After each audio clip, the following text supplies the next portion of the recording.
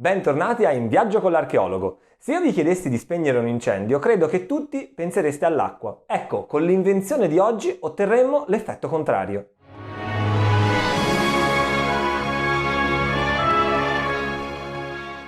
Siamo nel VII secolo d.C. L'impero romano d'Occidente non esiste più e anche l'impero romano d'Oriente deve fare i conti con la sempre crescente potenza araba. Nel 674 d.C. le truppe arabe giungono ad assediare direttamente Costantinopoli e la lotta prosegue fino al 678. Certo, non si tratta di un assedio vero e proprio, quanto piuttosto di una serie di scontri volti a indebolire la capitale bizantina. Dalle cronache sappiamo che proprio in questa occasione, per la prima volta, l'imperatore Costantino IV ordinò l'utilizzo di una nuova arma terribile, cioè il fuoco liquido, che portò addirittura a rovesciare le sorti della guerra. Ma di preciso di cosa si trattava? Nel corso dei secoli tale arma è stata chiamata in modi differenti, fuoco liquido appunto, o ancora fuoco marino, oppure fuoco romano. Ricordiamoci infatti che gli abitanti dell'impero bizantino si definivano romani, ma il nome con cui è più nota è sicuramente fuoco greco, un appellativo tra l'altro che è stato dato dai crociati quando ormai tale arma non era più disponibile. Secondo le fonti, il suo inventore fu un certo Callinico di Eliopoli, un architetto che si era rifugiato a Costantinopoli proprio in seguito all'espansione araba. La ricetta fu gelosamente custodita dagli imperatori bizantini, tanto da essere considerata un vero e proprio segreto di Stato, e andò persa nel corso del tempo. Quest'arma aveva una caratteristica fondamentale, e cioè quella di bruciare anche in presenza dell'acqua, e tutto ciò la rendeva estremamente pericolosa nell'ambito delle battaglie navali. Diverse sono le ipotesi che sono state formulate da alchimisti prima e da scienziati poi, sempre basandosi sulle poche informazioni frammentarie a disposizione. Sappiamo che tale arma era liquida e non si spegneva con l'acqua, produceva inoltre fumo e rumore una volta che veniva emesso. Da un testo, la Lessiade di Anna Comnena, sappiamo anche che tra gli ingredienti erano presenti zolfo e resina vegetale. Vediamo quali ingredienti potevano allora essere forse presenti nella ricetta, concedendoci ovviamente il beneficio del dubbio. Secondo le ricostruzioni avremmo potuto trovare calce, zolfo, salnitro, resine vegetali o pece. Queste servivano per addensare maggiormente la miscela, e poi petrolio greggio. Tutti gli ingredienti erano facilmente reperibili, compreso il petrolio, che veniva infatti estratto da pozzi naturali situati lungo il Mar Nero.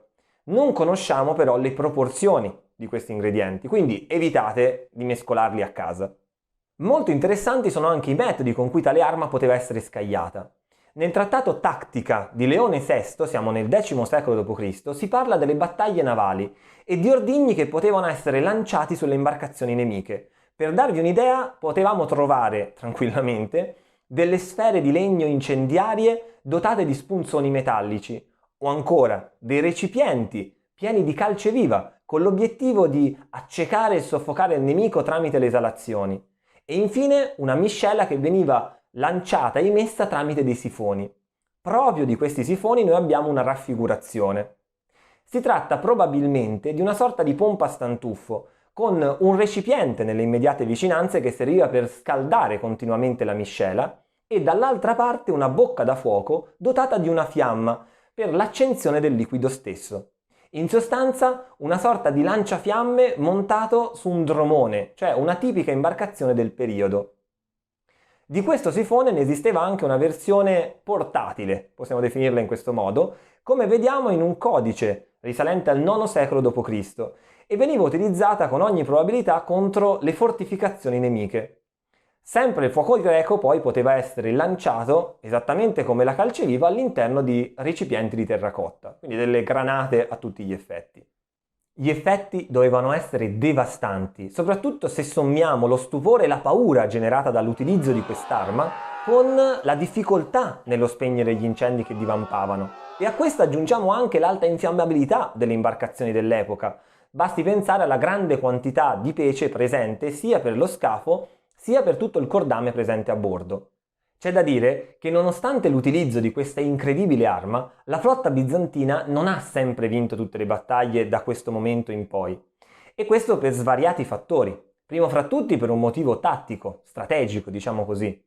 E non da ultimo invece per motivi climatici. Pensiamo al vento. Provate a immaginare l'utilizzo del fuoco greco in presenza di vento contrario. A partire dal XII secolo poi non abbiamo più attestazioni riguardo all'utilizzo di quest'arma. Forse, e anche qui è un'ipotesi, a causa della difficoltà da parte degli imperatori bizantini nel reperire le materie prime necessarie per la ricetta.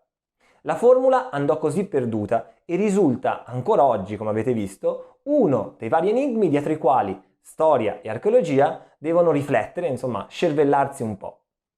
Anche questo viaggio è terminato. Io vi saluto e vi do appuntamento al prossimo video. Arrivederci!